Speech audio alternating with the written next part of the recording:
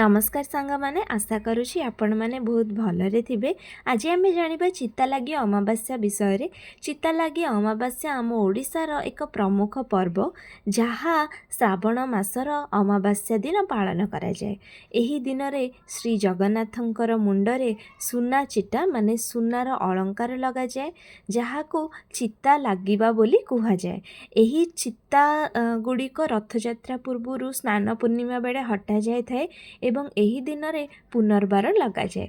यह भक्तों भितर श्रद्धा भक्ति और आनंदर अनुभूति जन्माए।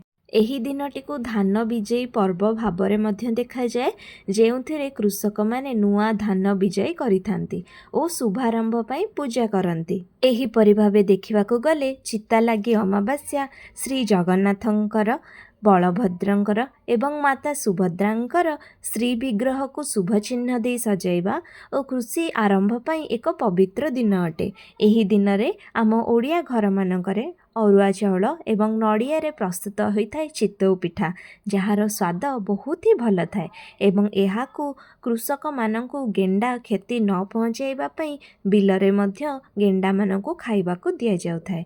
वीडियो जदि भल लागुथाय तेबे लाइक शेयर और सब्सक्राइब करने को बिल्कुल भी भूलिबेनी। रहिली धन्यवाद।